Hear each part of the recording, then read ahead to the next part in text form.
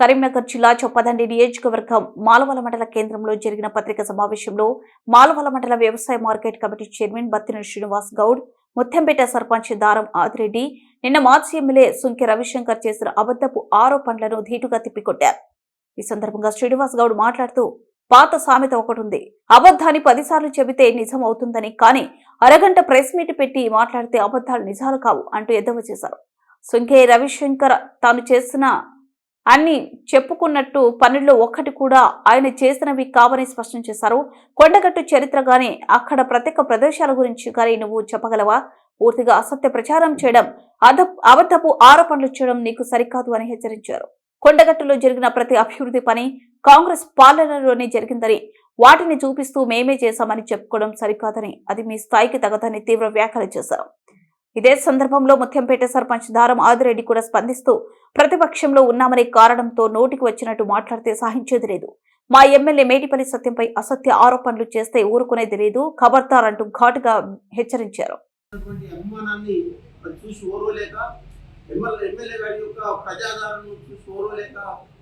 చేస్తున్న ఆరోపణలు తప్ప మరి రవిశంకర్ గారు చెప్పే సత్యదూరం మీరు చేసినాయి అంటే చేసినాయి.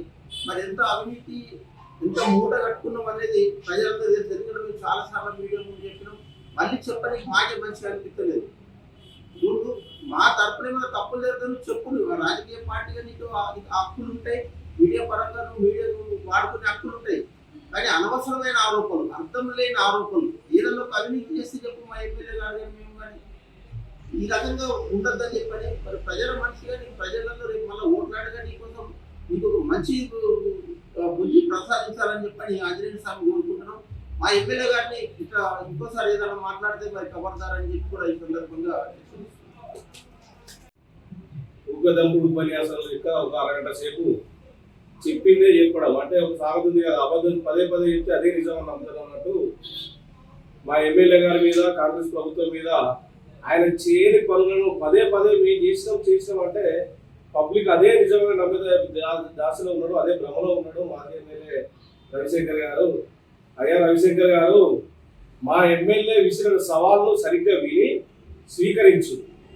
మా ఎమ్మెల్యే గారు ఏమన్నారు, మేడిపల్లి సత్యం గారు, బీఆర్ఎస్ ప్రభుత్వం నుంచి ₹1 కేటాయించినా దానికి నేను కట్టుబడి ఉంటా, రాజకీయం నుంచి తప్పుకుంటాను అన్నాడు. మీరు నిన్న పత్రికా సమావేశంలో కొండగట్టు అభివృద్ధి పనుల గురించి మాట్లాడుతున్నారు. ఏం మాట్లాడుతున్నారో మీరు తెలుసుకోవాలి. టీడీపీ నిధుల గురించి మాట్లాడుతున్నారు. పక్క రాష్ట్రం మీద డిపెండ్ అయి ఉన్నారు. పక్క రాష్ట్రం కూడా చెప్పేదాకా ఇది లేదు అనేది మీరు అసత్యం ప్రచారం చేయకండి. టీడీపీ నిధుల కోసం, 100 రూపాయల కోసము గత 15 ఏళ్ల క్రితమే అప్పుడున్న రాజశేఖర రెడ్డి కానీ చంద్రబాబు నాయుడు ప్రపోజల్ పంపించారు. కొన్ని కారణాల వల్ల, అప్పుడు ఉద్యమాల వల్ల ఆగిపోయింది. తెలంగాణ రాష్ట్ర ప్రభుత్వం తెలంగాణ ఏర్పడిన తర్వాత మీ బీఆర్ఎస్ ప్రభుత్వం 10 సంవత్సరాలలో ఆ ఫైళ్లు కనీసం చూడాలన్నా చూడలేదు. మళ్ళీ మా కాంగ్రెస్ ప్రభుత్వం వచ్చినాక మా గౌరవ ఎమ్మెల్యే గారు మేడిపల్లి సత్యం వల్ల ప్రత్యేక చొరవ తీసుకొని తనకున్న సాన్నిహిత సంబంధాలతో, తనకున్న అక్కడున్న ప్రభుత్వ పెద్దలతో అనుబంధంతో ఈ ఫైల్ చాకచక్యంగా ముందుకు కదిలించి పవన్ కళ్యాణ్ గారికి కూడా ఆయనకు పుట్టగట్టు దేవస్థానం నా ఇంటి విలువలు అని భావించింది కాబట్టి టీటీడీ నిధులతో మరొకసారి గుర్తు చేస్తున్న రవిశంకర్ గారు, టీటీడీ తిరుమల తిరుపతి దేవస్థానం నిధులు మాత్రమే, అవి పక్క రాష్ట్ర ప్రభుత్వ నిధులు కాదు. నీకు అవగాహన లేకపోతే ఒక క్లాస్ టీచర్ పెట్టుకొని చక్కగా వినిపించుకో, అర్థం చేసుకో. తాత్పర్య పదాలకు అర్థం లేకపోతే తెలుసుకొని మాట్లాడితే బాగుంటుంది. రాష్ట్ర ప్రభుత్వం నుంచి నిధులు కేటాయించలేదు. టీటీడీ తిరుమల తిరుపతి దేవస్థానం నిధులు మాత్రమే ఇచ్చారు. ఆ నిధులలో మన రాష్ట్రానికి కూడా హక్కు ఉంది. మన రాష్ట్రమే కాకుండా పక్క రాష్ట్రాలు, మహారాష్ట్రలో కూడా టీటీడీ నిధులతో చేస్తారు. ఎందుకంటే ప్రతి రాష్ట్రంలో తమిళనాడు కానీ, కర్ణాటక కానీ, ఆంధ్రప్రదేశ్ కానీ, తెలంగాణ కానీ, మహారాష్ట్ర కానీ అందరు రాష్ట్ర ప్రభుత్వాల భక్తులు ఆడిపోతారు కాబట్టి ఆ నిధులతో డెవలప్మెంట్ చేస్తారు. అది చట్టంలో ఉంది. దాన్ని నువ్వు అవగాహన మాట్లాడడు, పక్క రాష్ట్ర ప్రభుత్వం ఇచ్చిందని అవగాహన మాట్లాడక ముందు అసలు దాని గురించి తెలుసుకొని మాట్లాడితే బాగుంటుంది. అది మా ఎమ్మెల్యే ప్రత్యేక చదువుతో తనకున్న సంబంధాలతో మాత్రమే చేసిండు, అప్రిషియేట్ చేయాలి. ఆ పవన్ కళ్యాణ్ గారు మీరు మా ఇద్దరితో అప్రిషియేట్ చేసి మెచ్చుకున్నారు వాళ్ళిద్దరి మధ్యలో ఉన్న సంబంధాన్ని. అంతేకాకుండా ఇక ఏదో ఫ్లెక్సీలు ఇంటర్నెట్ నుంచి డౌన్లోడ్ చేసుకుని వచ్చి 4-5 ఫోటోలు చూపిస్తున్నాడు. కొత్త కోనేరు ఈయన కట్టినాడా, కనీసం సిగ్గు మానవన్న ఉండాలి. ఈయన కొత్త కోనేరు కట్టినా 2009లో నాకు తెలిసి అప్పుడు ఉమ్మడి ఆంధ్రప్రదేశ్ రాష్ట్ర ముఖ్యమంత్రి రాజశేఖర రెడ్డి గారు, అన్న ఎంపీ గారు, నేను సర్పంచ్ గారు ఉన్నప్పుడు శిలాఫలకం వేసి ప్రారంభించినది అది. ఈయన కొత్తగా కొట్టినది కళ్యాణకట్ట కానీ ఇప్పుడున్న ప్రధాన కార్యాలయము అటవీ శాఖ అప్పుడు అభ్యంతరం చెప్తే కొండ ప్రభాకర్ ప్రత్యేక చొరవ తీసుకొని అటవీ శాఖ అధికారులతో మాట్లాడి ఆ భూమి క్లియరెన్స్ ఇప్పించింది కొండ ప్రభాకర్ గారు. అంటే అప్పుడు ఎంపీగా ఉన్నప్పుడు కాంగ్రెస్ ప్రభుత్వం ప్రధాన కార్యాలయం కూడా పునాది రాయబడ్డది. అక్కడ జరిగిన ఏ అభివృద్ధి కూడా టీఆర్ఎస్ కు సంబంధం లేదు, కాంగ్రెస్ ప్రభుత్వ హయాంలోనే చేసిండు. ఆ నిధులు కూడా మరొక్కసారి గుర్తు చేస్తున్నా, ఆ నిధులు మీ బీఆర్ఎస్ ప్రభుత్వం నుంచి ఇవ్వలేదు. ఆంజనేయ స్వామి దేవస్థానం నుంచి మాత్రమే కేటాయించబడిన నిధులు. మా ఎమ్మెల్యే గారు ఇదే చెప్తున్నారు, ఆంజనేయ స్వామి నిధులతో చేసిన డెవలప్మెంట్ ను బీఆర్ఎస్ ప్రభుత్వం చేసింది, ఎమ్మెల్యే చేసిన గొప్పలు చెప్పుకుంటున్నాడు.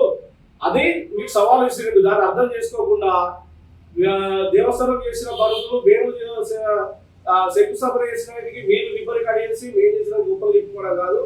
ఇంకొకటి సిగ్గుమని ఆయన ఆరోపణ ఏంటంటే రామకోటి స్తూపం అన్నమాట. ఆ స్తూపం దేవస్థానానికి ఏమైనా సంబంధం ఉన్నదా? ఆమె మొదలు కవిత ఆమె స్వతహా కోసం ఆమె వాస్తు కోసం మొదలు పెట్టుకున్న ప్రోగ్రామ్ అది. అప్పుడున్న బీఆర్ఎస్ పెద్దలు ఆమె సొంత ఖర్చులతో స్తూపం కట్టిస్తారని దేవస్థానం నిధులు వాడి దేవస్థానానికి నష్టం చేసిన ఘనత మీ నాయకుడిని, మీ బీఆర్ఎస్ పార్టీ. దాని స్తూపం కూడా నేను కట్టించినట్టాడు. ఇంకొకటి మెట్ల దారి. అసలు మెట్ల దారికి మెట్లు ఎక్కడ ఉంటే మెట్ల దారి ఎక్కడ ఉంటుంది నాకు తెలుసా? మెట్ల దారి డెవలప్ చేసిండట. ఆ మిషన్ భగీరథ పైప్ లైన్ తీసుకొచ్చి పొన్నప్రభ సొంత నిధులతో అయితే మొత్తం సర్వనాశనం చేసింది. ఇంకొకటి అసలు ఏంటంటే ఘాట్ రోడ్డు ఏం చేసిన అంటాడు. ఈయన ఘాట్ రోడ్డు చేసిన కనీసం ₹1 ఘాట్ రోడ్డు పెట్టినా ఘాట్ రోడ్డు నేను చేసిన అంటాడు.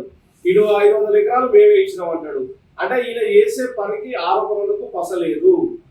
మా ఎమ్మెల్యే మీద బురద జల్లుతూ ఎమ్మెల్యే చొరవను అడ్డకి తక్కువ చేసే విధంగా అబద్ధాన్ని పదే చెప్పడము నీకు తగదు. రవిశంకర్ గారు, నీకు చేతనైతే మాకు సపోర్ట్ చేయి, ఎమ్మెల్యే పనిచేసేదాన్ని నువ్వు చేయు, అంతేగాని ఇష్టం ఉన్నట్టు ఆరోపణలు చేయకు. ఈయన ప్రధానంగా చెప్తున్నాడు కొండగట్టు కాట ఈయన వాటర్ ఇస్తున్నా అని చెప్తున్నాడు. అప్పటి వరకు వాటర్ లేవాట. అంటే ఈయనకు కొండగారి గురించి మొత్తం తెలుసా? సంతోలుద్ది ల్యాండ్ క్లియరెన్స్ లేకపోతే మా ముత్యపేట గ్రామస్తులతోనే అప్పుడు మా ఎమ్మెల్యే అప్పుడు మినిస్టర్ జీవన్ రెడ్డి గారికి మా అన్న దారావతి రెడ్డి గారు ప్రత్యేకసారి 1-10 సార్లు చెప్పి మా ఊరి గ్రామస్తులు ఒప్పించి ఆ ల్యాండ్ క్లియరెన్స్ చేసి ఆ సంతోలుద్ది నుంచి ప్రత్యేక స్కీమ్ తోని కోనేరుకు నీళ్ళు ఇచ్చి కొండవాటికి నీళ్ళు ఇచ్చిన ఘనత కాంగ్రెస్ పార్టీ నాయకులది, కాంగ్రెస్ ది. ఆయన నీళ్ళే లేదంటే చెప్తున్నాడు. ఆయనకు అసలు స్కీమ్ ఉందనే తెలియదు. ఆ కొత్త కొనేరుకు నీళ్లు ప్రపోజల్ చేసింది ఇంకో సంతోలో దించాలని కూడా తెలియదు. ఈయనట వరకాలం నుంచి నీళ్లు పోతే ఆ నీళ్ళు ఇప్పుడు పైకి వదిలేట. స్కీమ్ మొదలు పెట్టిండు ఆయన. ఈయన జీవో ఇచ్చి 100 కోట్ల జీవో ఇచ్చి 10 నీళ్ళు ఇచ్చినట్టు. ఇంకొకటి ఆయన ఇచ్చిన పని మొదలు పెట్టిండు, పైసలు ఇచ్చి మర్చిపోయారు కాంట్రాక్టర్. అది మధ్యలో ఆగిపోయింది. నువ్వు ఎన్ని పనులు మొదలు పెడుతుంది? కాంట్రాక్టర్ డబ్బు లేక రాష్ట్రం అంతా దివాలా చేసి 40,000 కోట్లు అప్పులు చేసిపోయిన ఓన్లీ కాంట్రాక్టర్లకే. సరే, అంత పెద్ద మ్యాటర్ మాకు అవసరం లేదు. కానీ ఇంకొక ఆరోపణ చేస్తున్నావు. కొండ సురేఖ 100 కోట్లు ఇచ్చిందని ఫోన్ పట్టి ఆ వీడియో చూపిస్తుండే. ఆయన కొద్దిగా మీ పత్రిక ద్వారా ఆ వీడియో క్లిప్పింగ్ ఉంటే మళ్ళీ పంపి మధ్య రాత్రి చూసుకుంటూ వెళ్తాడు. అందులో క్లియర్ గా కొండ సురేఖ గారు 100 కోట్ల జీవో ఇచ్చి చేతులు దులుపుకున్నారు. మేము అలా కాదు, పక్కా మాస్టర్ ప్లాన్ తోనే 352 కోట్ల ఎస్టిమేట్ తోనే మేము ప్రతిపాదన సిద్ధం చేస్తున్నాం అన్నారు.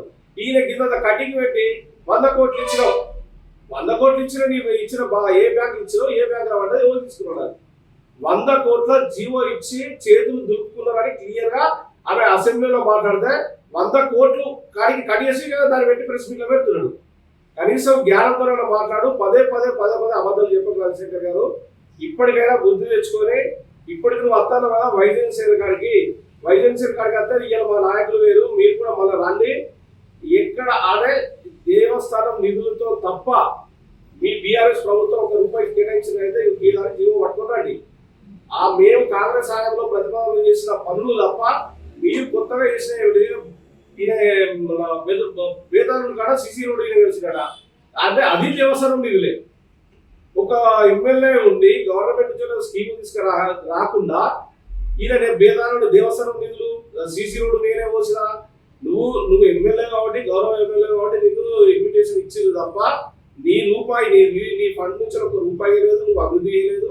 అసలు కొండగట్టుల ఏది ఎక్కడ ఏ చరిత్ర అంటే పురాతనమైన కట్టడాలు పురాతనమైన దేవాలయాలు మీకు ఎక్కడ కూడా ఉన్నాయో చక్కగా వైద్యం కాడ నిలబెడతాం.